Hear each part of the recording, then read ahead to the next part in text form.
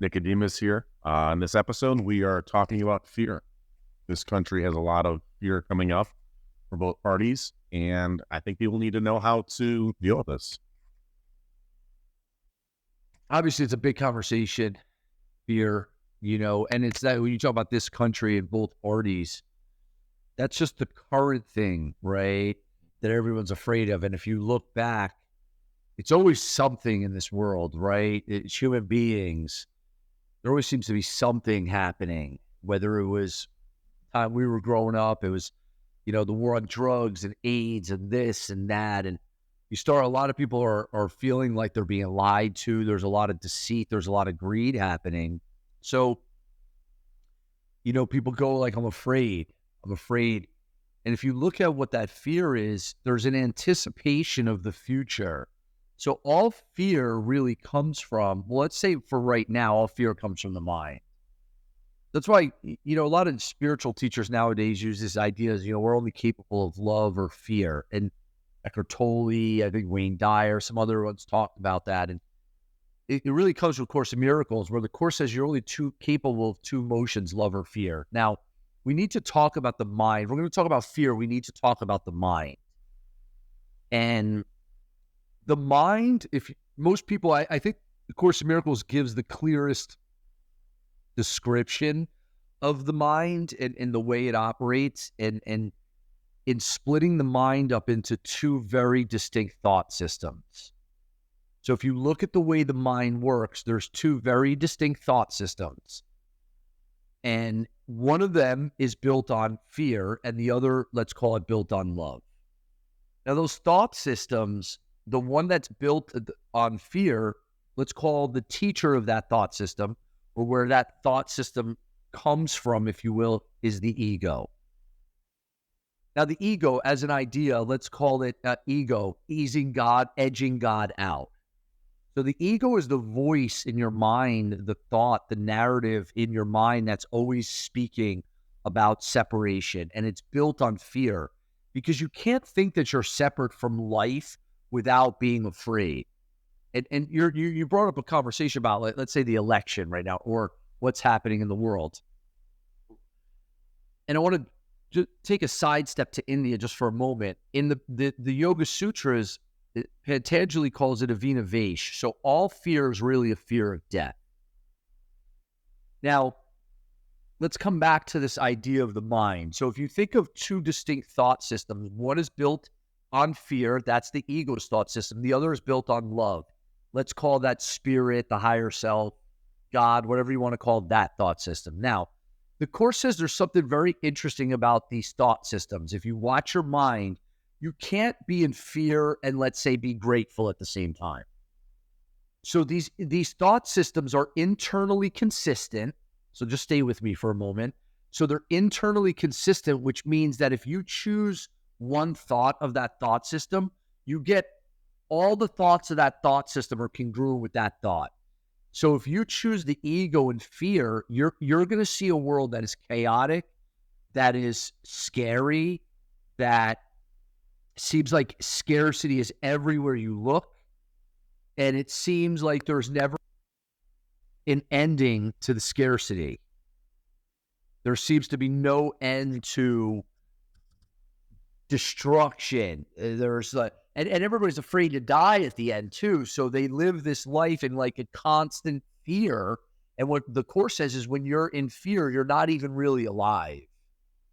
So now let's go back to these thought systems. They're internally consistent. So for example, when you're having a really bad day, it seems like everything's affected by it. When you're having a really good day, it seems like everything's affected by it. Everywhere you go, people smile at you, things work out. So that shows that the thought systems are internally consistent. So if I choose fear, I get fear.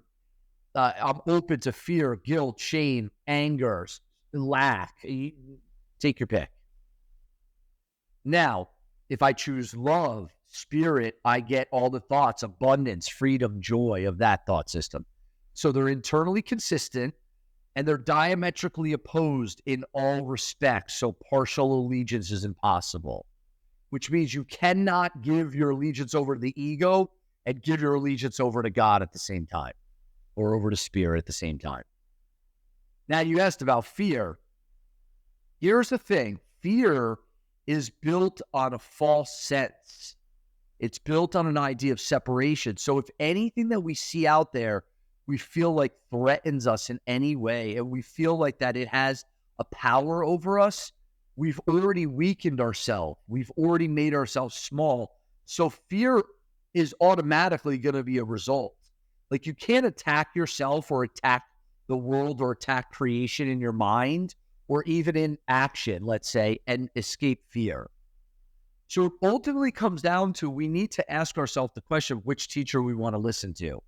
If we choose to listen to the ego, we'll never escape the fear, and this will be a nightmare. If we choose to listen to spirit, it's as though everything's always working out for us. And like the Course says, all things work together for good. I place the future in the hands of God. You can't be afraid and think that at the same time. One of those thoughts cancels out the other.